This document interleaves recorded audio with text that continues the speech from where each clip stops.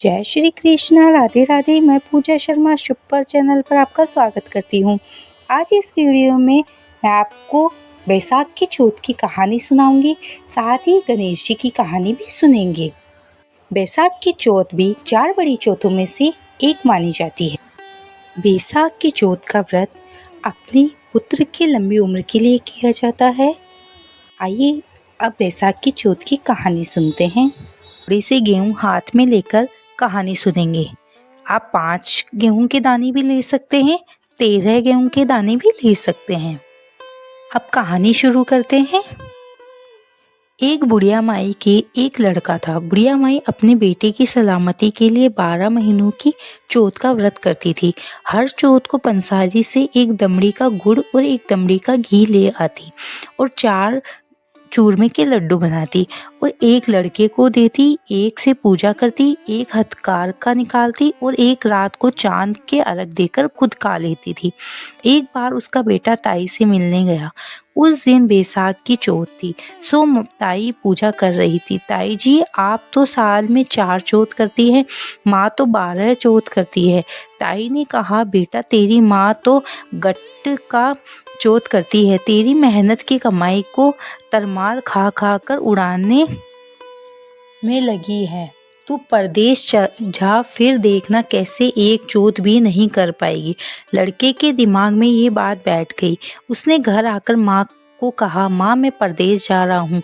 ताई सच कहती है, यहाँ तो मैं जितना भी कमाऊँ तू उसे खाने पीने में उड़ा देती है।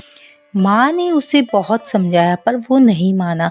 माँ ने उसे चौथ माता की 5 आंखें देकर कहा, ये आंखें कठिनाई पड़ने पर तेरी सहायता करेंगे। आंखें लेकर लड़का चल दिया। राह में उसे एक शेर मिला। वो दौड़ता हुआ उस पर झपटा तो उसने एक आंखा उस पर फेंक दिया और चौथ माता का सुमिरन करके कहा, हे चौथ माता, यदि मेरी माँ मेरे लिए चौथ का व्रत करती है तो ये शेर गाय बन जाए। तुरंत गाय शेर से गाय बन गई। लड़के ने सोचा, माँ व्रत करती तो मेरे लिए ही थी, किंतु ताई ने मुझे गुमराह कर दिया। खैर अब तो आगे ही चलते हैं। आगे राह में उसे एक नदी मिली। उसमें पानी के बजाय खून पीप बह रहे थे। उसने चौथ माता को सुमिरन करके नदी में एक आंखा डाला और कहा, हे चौथ माता, यदि मेरी माँ मेरे लिए चौथ का व्रत करती थी तो दूध दही की नदी बन जाए। तुरंत दूध दही की नदी बहने लगी। उसने फिर सोचा, देखो मेरी माँ मेरे लिए चौथ का व्रत करती थी, किंतु ताई ने मुझे झूठ ही बहका दिया।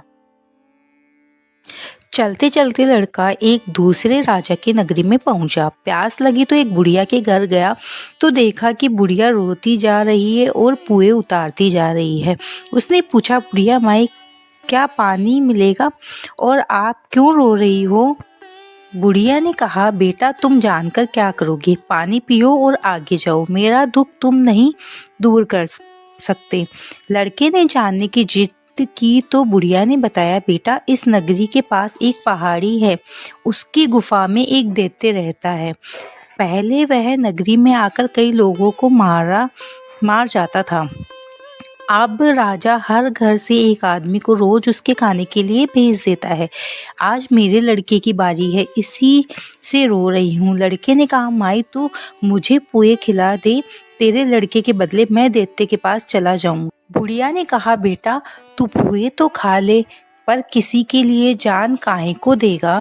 लड़का खा पीकर सो गया। रात को राजा के सिपाही बुलाने आए थे तो बुढ़िया माई धीरे से बोली, अरे बीर बटाऊ, ओ बीर बटाऊ, राजा के सिपाही आए हैं। लड़का झट से उठकर बैठ गया और बोला, अच्छा माई मैं जा रहा हूँ, तू मेरा लकड़ी और लोटा डोर रख ले, मैं वापस आकर ले लूंगा। माई ने कहा, बेटा तू ऐसे घर जाएगा सो वापस कैसे आएगा? लड़के ने दैत्य के सामने पहुंचते ही एक चौथ माता का आंखा निकालकर फेंक दिया और कहा, हे चौथ माता, यदि मेरी माँ मेरे लिए ही चौथ का व्रत करती थी तो ये दैत्य का सिर कटकर गिर जाए। तुरंत दैत्य का सिर कट गया। लड़का खुशी खुशी बुढ़िया माई के पास आया और अपना लोटा डोर देकर आगे चल पड़ा। चलते चलते लड़का एक दूसरे राजा की नगरी में पहुंचा। इस राज्य में आवा तब पकता था जब एक मनुष्य की बलि दी जाती थी। सिपाहियों ने इस लड़के को पकड़कर आवे में चुन दिया। लड़के ने एक आखा आवे में डाल दिया और कहा, हे चौथ माता, यदि मेरी माँ मेरे लिए ही चौथ का व्रत करती है तो आवा मेरी बलि के बिना ही झट से पक जावे। दूसरे दिन भंगिन झाड़ू निकालने आई तो एक कंकर उछलकर आवे पर जाकर लगा तो टन की आवाज आई। रानी ने देखा तो जाकर राजा से कहा, राजा जी, आवा तो पक गया। राजा ने कहा, यदि बात झूठी निकली तो तेरी जीभ कटवा लूंगा। जाकर देखा तो सचमुच आवा पक गया था। बर्तन उतारने शुरू किए तो सोने चांदी के बर्तन निकले। राजा ने कहा, कैसा आश्चर्य है, मिट्टी के बर्तन की जगह ये बर्तन कहाँ से आए।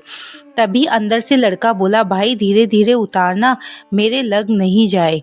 सब डर गए, कहने लगे, तुम हो कौन, भूत प्रेत हो या जिन हो।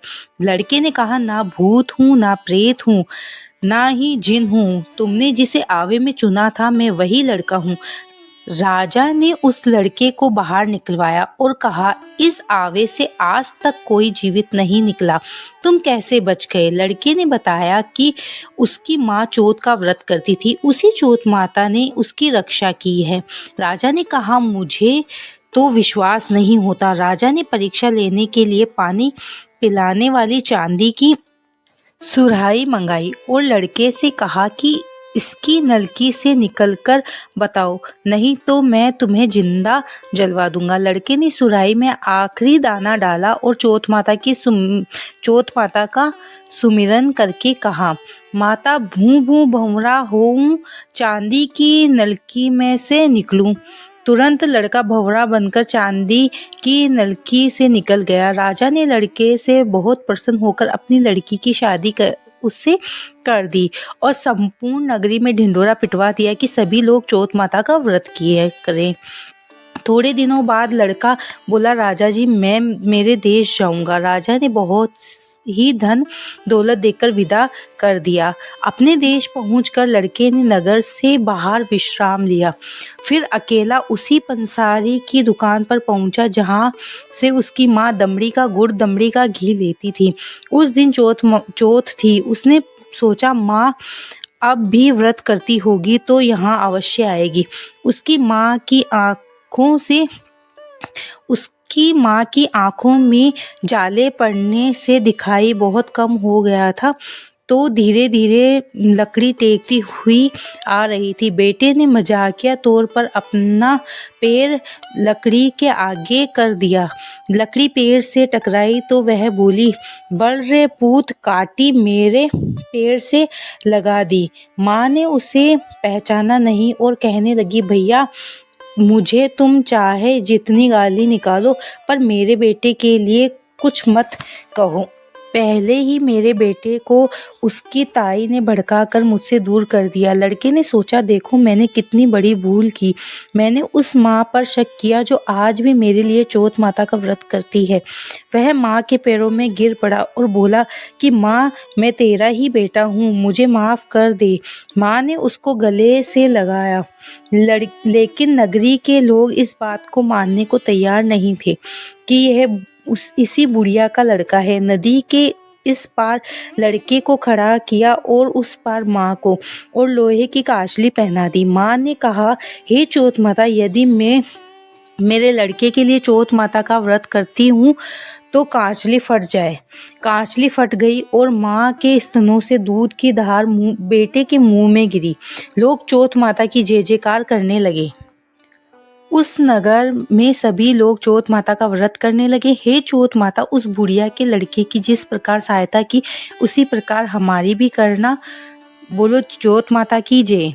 इस प्रकार कथा कहकर चौथ माता की कथा के आंखें पल्ले के बांध लेने चाहिए। नए आंखें लेकर गणेश जी की कथा सुननी चाहिए।